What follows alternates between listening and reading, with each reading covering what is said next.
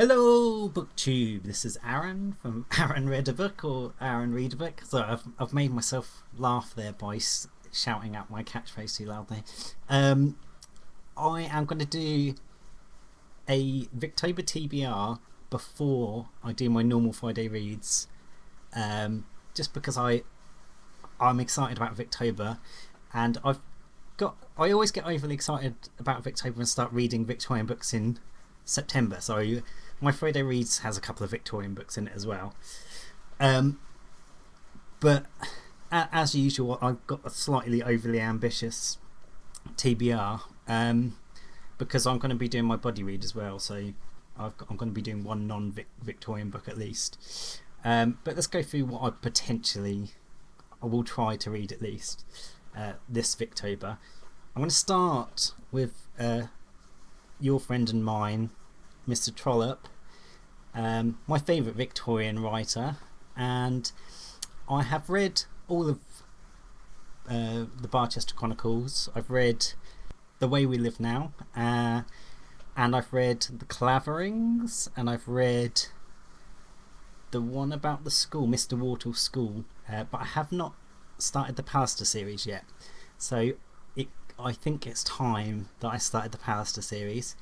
One thing we know about Trollope though is he loves a chunky book. Well, this is a very poor condition one. It looks like it's from the TV adaptation, but it's time. I've obviously already met one Pallister character, Plantagenet Pallister, in the Barchester Chronicles, but you don't really hear a lot about him in that one. So it's time to get on those.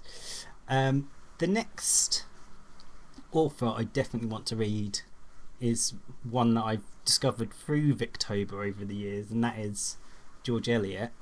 And I started with Middlemarch, which I now regret because I loved it so much. I wish I'd saved it for last. Always save the best bite for last. And then last year I read Silas Marner, and I loved that as well, even though that seems to be a lot of people's least favourite. The next, I can't decide between the two. I kind of want to read Daniel Deronda, but I think this is a lot of people's second favourite George Eliot, so maybe I should save Daniel Deronda to last. And the other one that I could read is Adam Bede. So I'm not sure. If you've got opinions about which one I should read first, let me know down in the comments. I do wonder if Bede is named after the Venerable Bede, the old monk.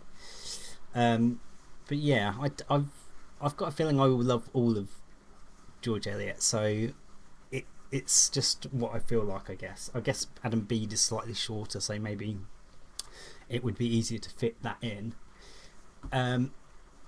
The other thing I'm definitely going to read is I couldn't find a physical copy of this that did the second hand that didn't cost the earth. So I'm going to read just the Project Gutenberg version of Hester by Margaret Oliphant, which is the group read this year.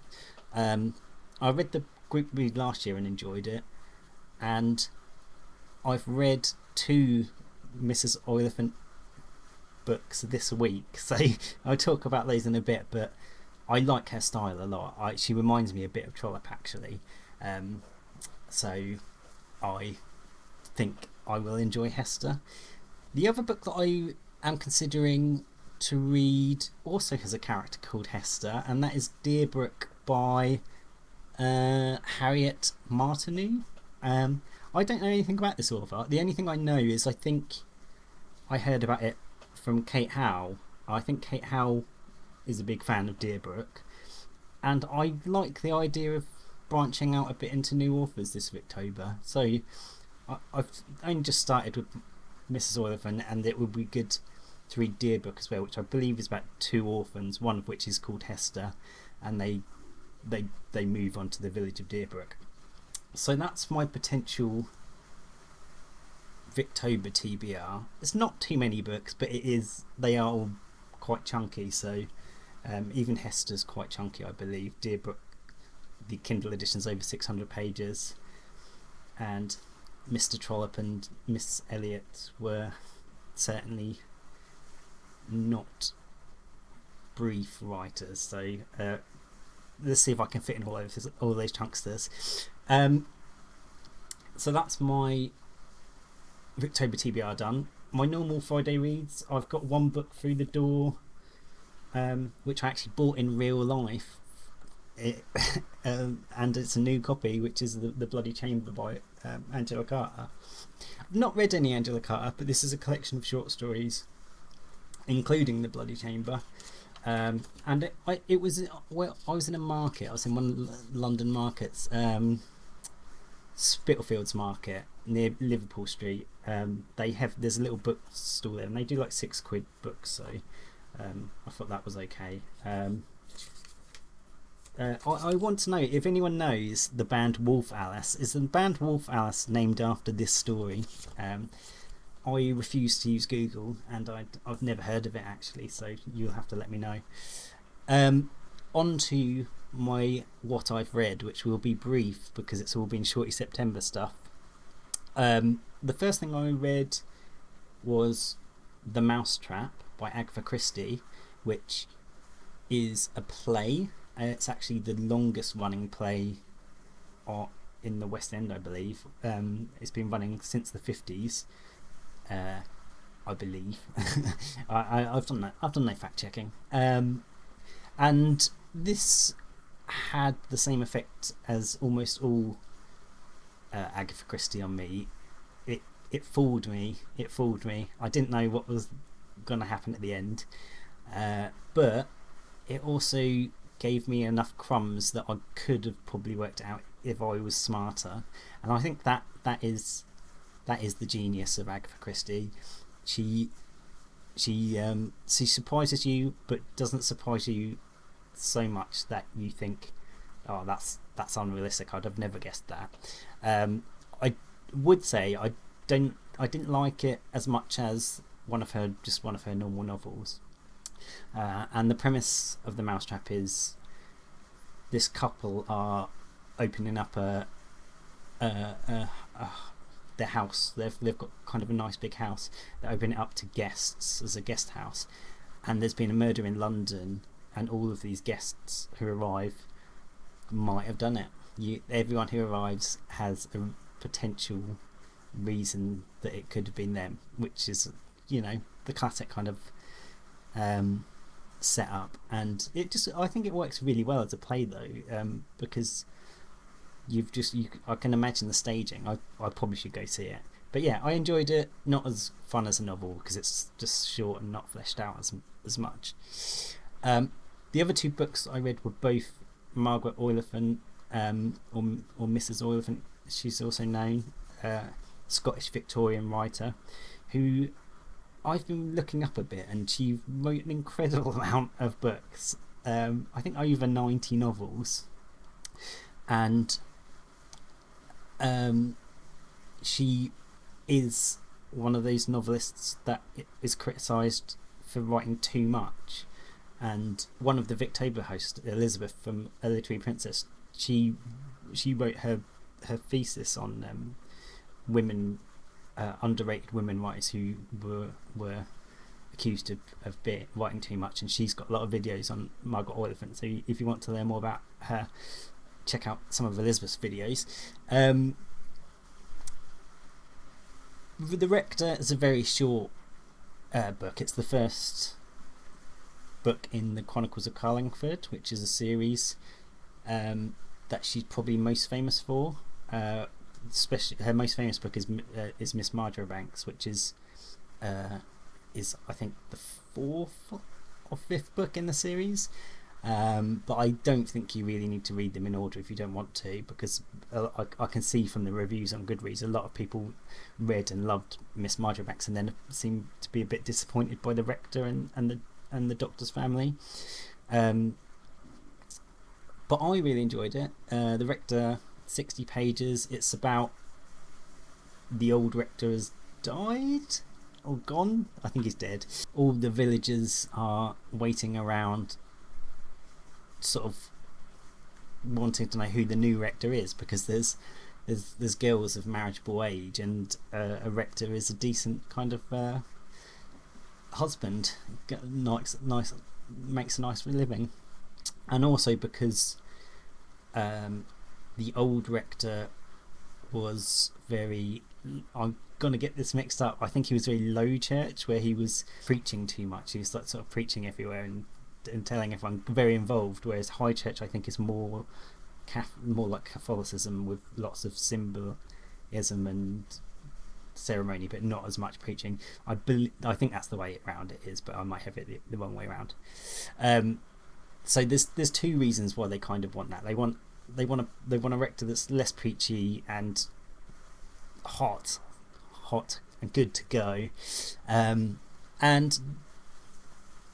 I don't know if I can say any more without spoiling it. The rector turns up and his mother comes with him, and we learn about his kind of life in the village.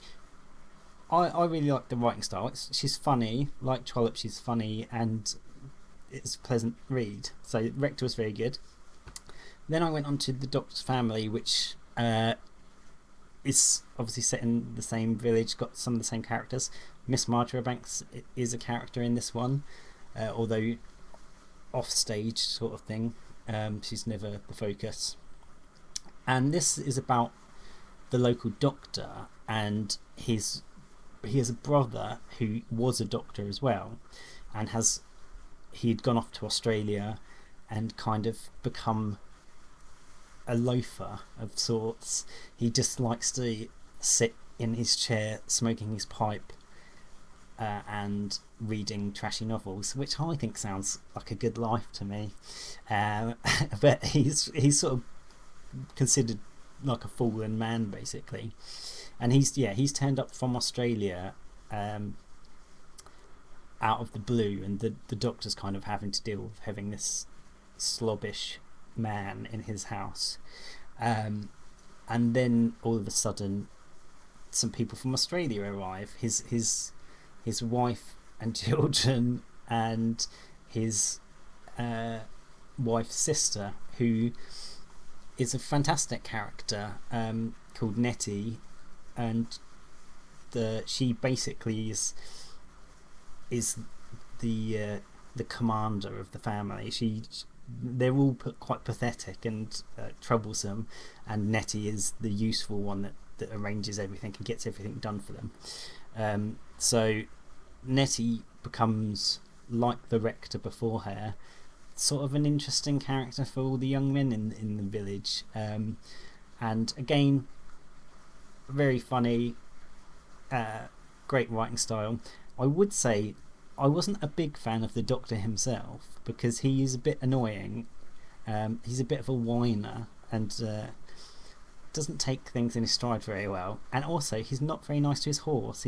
There's a few moments where he's over whipping his horse, and I don't like that. So that put me off it a little bit, but I enjoyed the series so far, and I will definitely continue with it.